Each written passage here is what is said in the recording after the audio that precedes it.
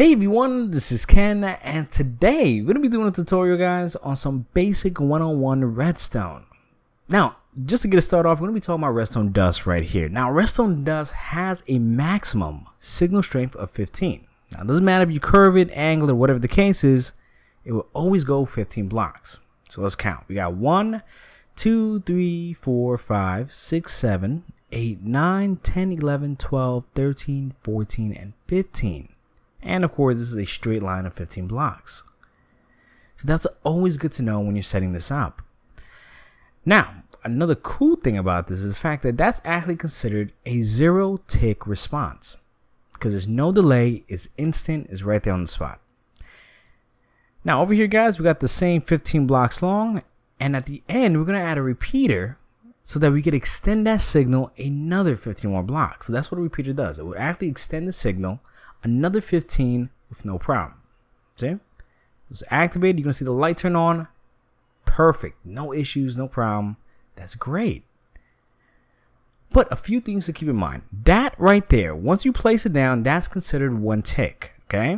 So don't get that confused. That's considered 2. That's considered 3. And of course, that's 4. So for people who kind of get that confused, that's considered 1 tick the second you place it. Okay? So in that state, that's 1 tick. Just kind of stress that out because it does get people confused sometimes. And a lot of people I've seen consider 2 ticks to be 1 tick, and it gets kind of complicated. Now, with this in mind, you can actually create a delay. Now, keep in mind, we just have 1 tick on the left and 4 ticks on the right. And what we did here, guys, is create a delay in response between the left and the right.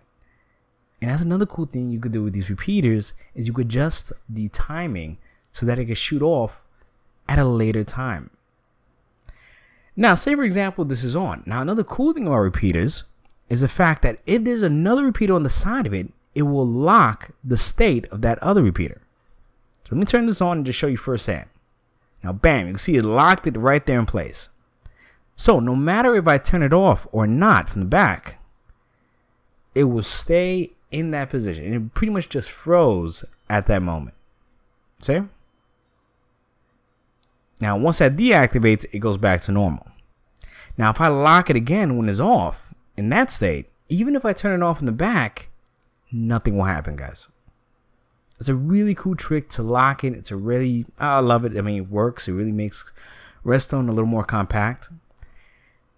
It's a great way to lock a system. Look at that. That's perfect. And that just simply controls the repeater. I mean, it doesn't do anything. You're just really controlling the tick speed on that first repeater. So don't let that little bar confuse you. It's just letting you know that it's locked at that state. So in case you guys didn't know, I'm happy we kind of got that cleared up. Now, another cool trick to do is the fact that if you want to activate a lot more area, you could do it right in the middle and have Redstone Dust go to the left or the right.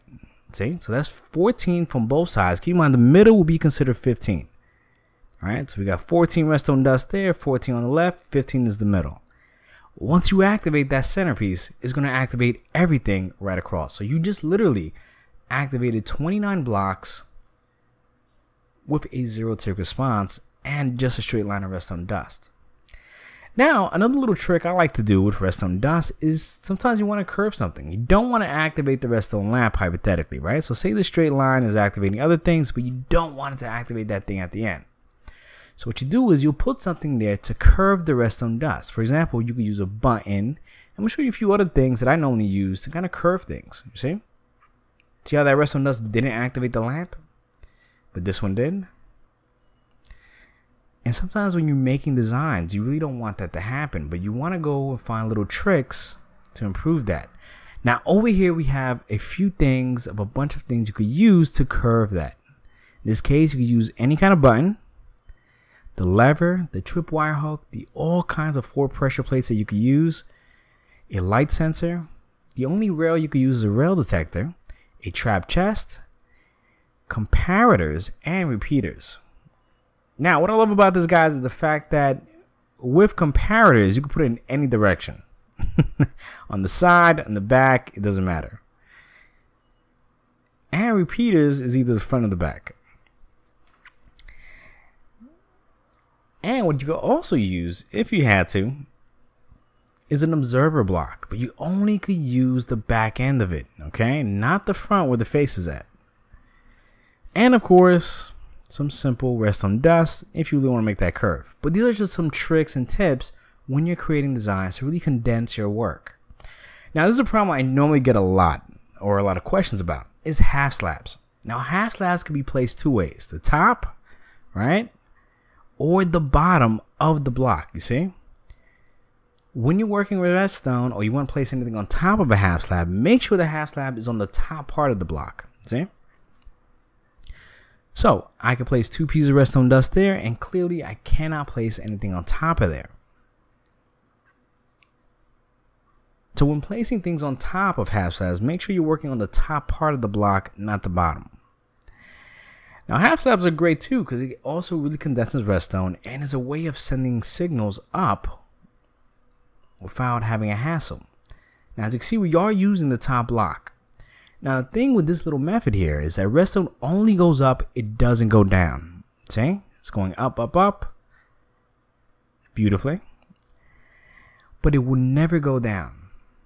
See? As you can see, you would think it will go down. It doesn't. Now, a few things that also do the same exact thing are stairs and glowstone lamps. They do the same exact thing as half slabs. So when you're looking at this and you're looking at stairs and so forth, remember they're identical to this. It might look different, but they're identical.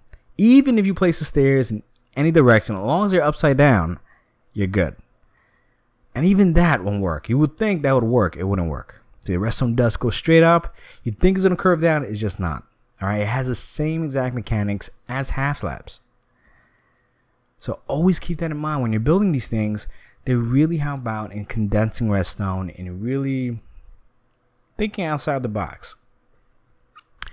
And redstone lamps. They do the same identical thing, which is great. Now you would think they look like blocks. It will go right around to the other side. It doesn't. Which is great in a way because it really gives you options. And these are just things to know. I mean, I get a lot of this from people. They were like, why is it not working this way? I get a lot of questions. I really want to answer this as best as I can to fully make you guys understand a few things you might not know. Now, another way to use half slabs in your designs to really compact it with certain things is, let me show you. For example, say you want this repeater to activate that redstone dust right there and turn off that torch, right? Using a half slab will be the best way because that half slab won't interfere with the redstone dust on top of the block and you won't create this rapid clock, you see?